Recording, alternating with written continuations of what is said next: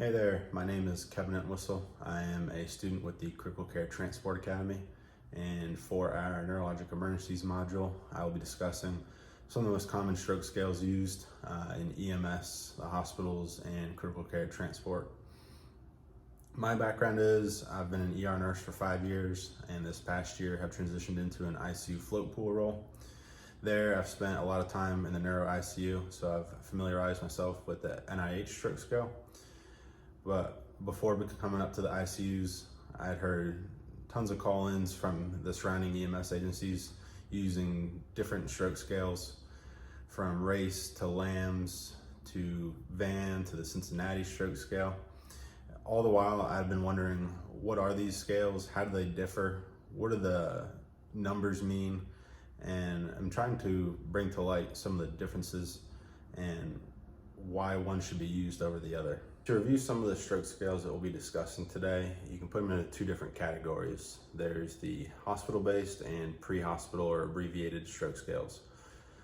It's pretty universally accepted that the National Institutes of Health Stroke Scale, or NIHSS, is the most common one used in all hospitals. It has variations including the modified NIH and the shortened for EMS NIH. These are both abbreviated and arose from the necessity to cut out some of the redundant categories and some of the lesser reliable categories. Over in the pre-hospital side, the most common one is the FAST scale, or face, arms, speech, and time. And that has variations as well, including BFAST, as well as FAST ED, and these take into account for eye deviation as well as neglect.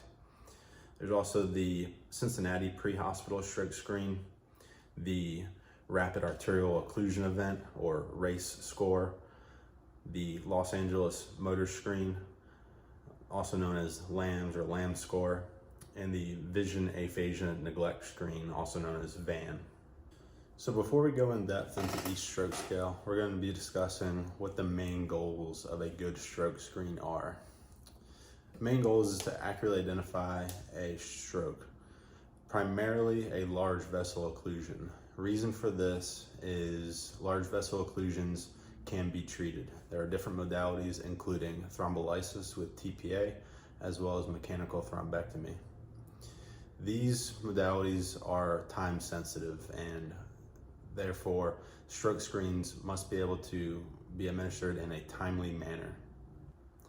They also must be able to be used by all providers, all clinicians, from EMTs, paramedics, nurses, ICU nurses, critical care transport nurses and medics. They can't just be reliable with neurologists. They must be able to be repeatable. All the categories must be reliable and be able to be used throughout the care of the patient, despite which provider is administering the tests. They also must be specific to strokes. So not only they must have to be sensitive in detecting a stroke, they must be specific. They must not be confusing other disease processes for signs and symptoms of a stroke. Going back on one of our main goals, being able to deliver a stroke scale in a timely manner. We've all heard the saying, time equals brain, and here's some statistics just to reinforce how important that is.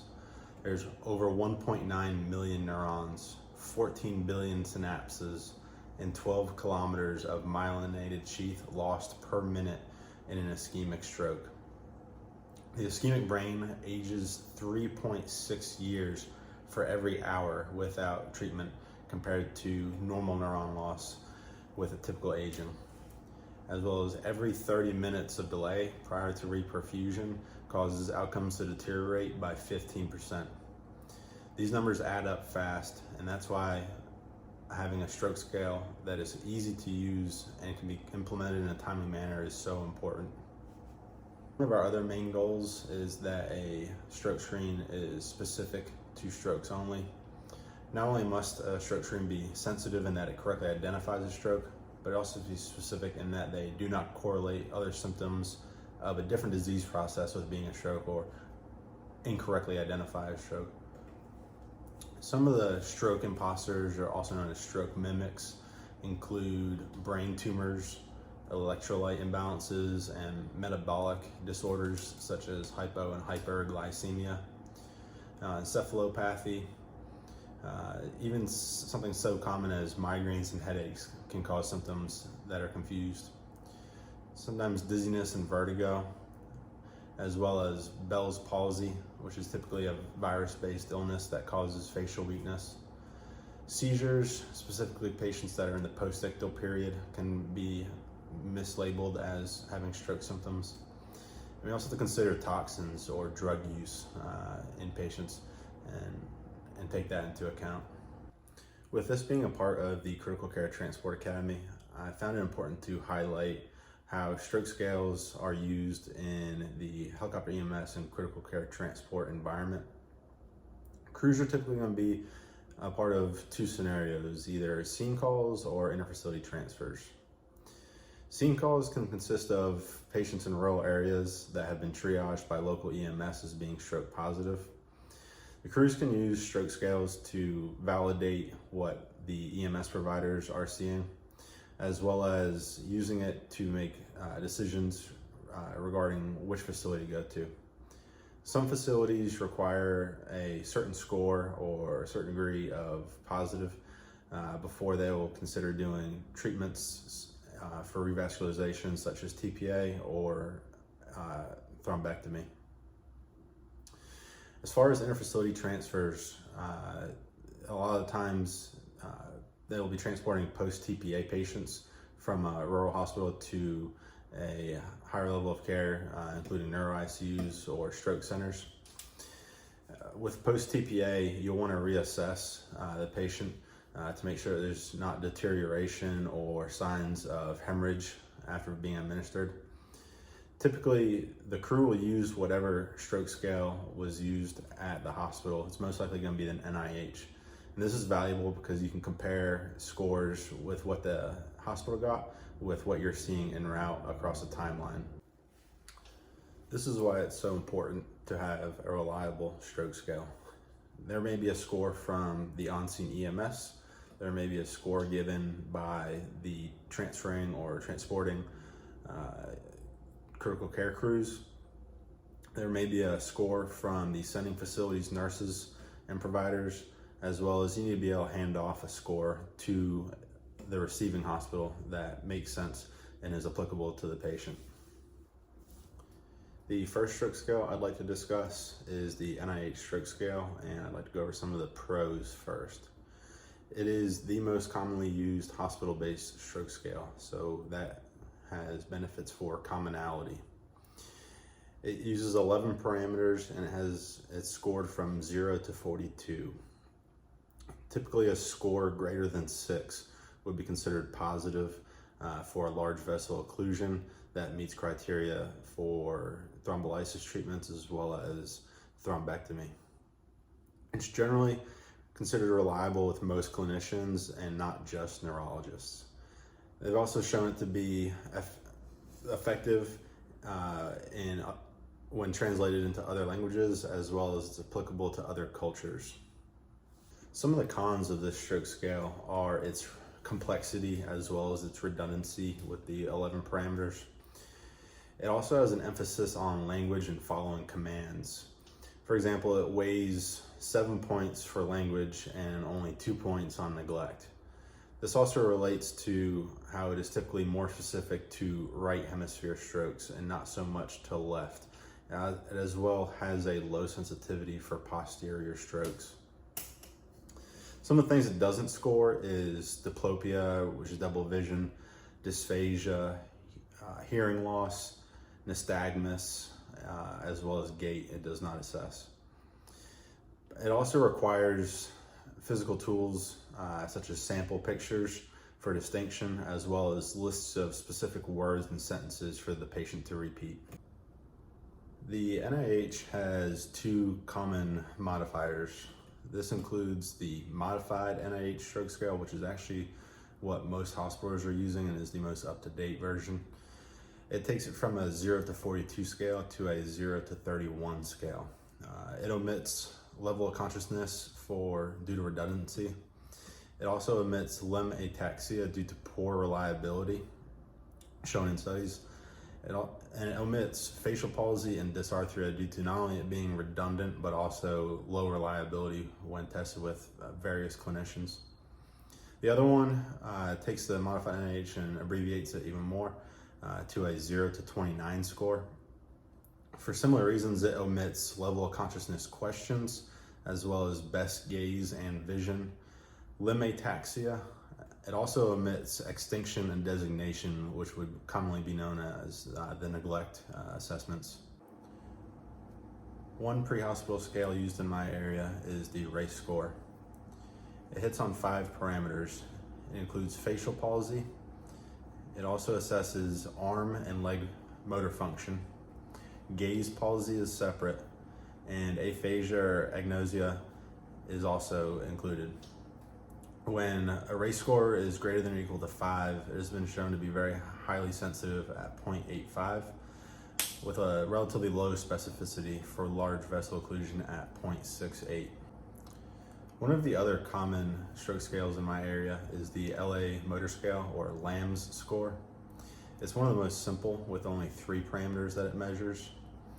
It accounts for facial strength. Does the patient move both sides of their face equally? Arm strength, are both sides equal, or is one side weak? As well as grip strength, are both sides equal, or is one side stronger than the other? This combines for a total score possible of 5. It's been shown to have a sensitivity of 0.81 and a specificity of 0.89, with scores greater than or equal to 4, with an overall accuracy of detecting large vessel occlusions at 0.85. Another pre-hospital or abbreviated stroke scale is the Cincinnati Prehospital Stroke Severity Scale. It also measures 3 parameters. Conjugate gaze deviation earns you 2 points. Incorrectly answering orientation questions or an altered level of consciousness earns 1 point. And if you cannot hold up one arm or both arms, that gets you 1 point. The Cincinnati scale has been able to show 0.83 sensitivity, however only 0.40 specificity for large vessel occlusions, with scores that are greater than or equal to 2. Arguably one of the most timely stroke scales to implement, or shortest, is the VAN. This stands for Visual Aphasia and Neglect Assessment. There's a caveat that in order for this to be used, there must be weakness present in either upper or lower extremities. After identifying weakness, you'll assess visual disturbances. This includes field cuts, double vision, or blindness. You'll assess for aphasia, whether it being expressive or receptive. And the last being a point for neglect, whether the patient does not turn to one side or does not identify one side of the body. All this combined, if there is greater than or equal to 1 point on this scale, it's been reported to have 100% sensitivity and 90% specificity for not only strokes but large vessel occlusions. After having discussed all those stroke scales and their sensitivity and specificity, I'd like to mention that there's been numerous studies done to determine which one of those scales is the most accurate. They've pretty much all concluded that they are interchangeable for accuracy. There is no one scale that is considerably more sensitive, more specific than the other when trying to detect large vessel occlusions. This goes to show that using a stroke scale based on sensitivity or specificity may not be the best option. Sometimes which stroke scale is the easiest to implement or most timely may be the most important factor. Another topic I'd like to discuss was brought up by the Journal of Emergency Medicine. They started discussing whether or not functional assessments such as the modified Rankin scale, which uses 7 parameters to judge functional ability as well as gait, should be involved when making a decision as far as what stroke center to go to, or whether it's worth to travel further to get to a stroke center. I've seen examples of this in the ER when neurologists place a heavier weight on a certain part of the NIH. This is usually related to the patient's functionality and baseline. You would weight extremity weakness or decreased sensation in a person's predominant hand, especially if they're still of working age, as this may be more disabling than an elderly patient who's already wheelchair bound, having weakness or numbness in their lower extremities. And so to kind of wrap up this discussion and conclude, I want to reiterate some of the most important parts. The first being that the full NIH Stroke Scale is somewhat outdated, and really the modified NIH Stroke Scale should be the standard for hospital settings. Whether it be in the ER, ICU, or even with critical care transport crews on interfacility transfers of post-TPA patients, it's important that there's consistency with the assessment. The modified scale has shown to eliminate a lot of the redundancy issues, which hampers it being implemented in a timely manner, as well as a lot of the reliability issues across clinicians. The second big topic is that you may be bound by your agency's protocols as to what pre-hospital scale you can use, or maybe you can only use the NIH. But regardless, you should be familiar with all of the stroke scales used in your response area. It's important that you know what a positive stroke score is and can relate that to the functional ability of the patient in determining what facility you're going to go to, as well as what reperfusion modalities are still in play with regards to time, whether that be TPA or thrombectomy. And ultimately, you gotta use these stroke screens and stroke scales, kind of take them with a grain of salt. They should not be the end-all, be-all. They shouldn't lead to tunnel vision. You should always consider a full differential diagnosis and use everything in your toolbox. You should be able to perform a full physical detailed assessment of other systems. You should also be able to interpret labs and outside hospital imaging if needed when determining what you're going to do for your patient.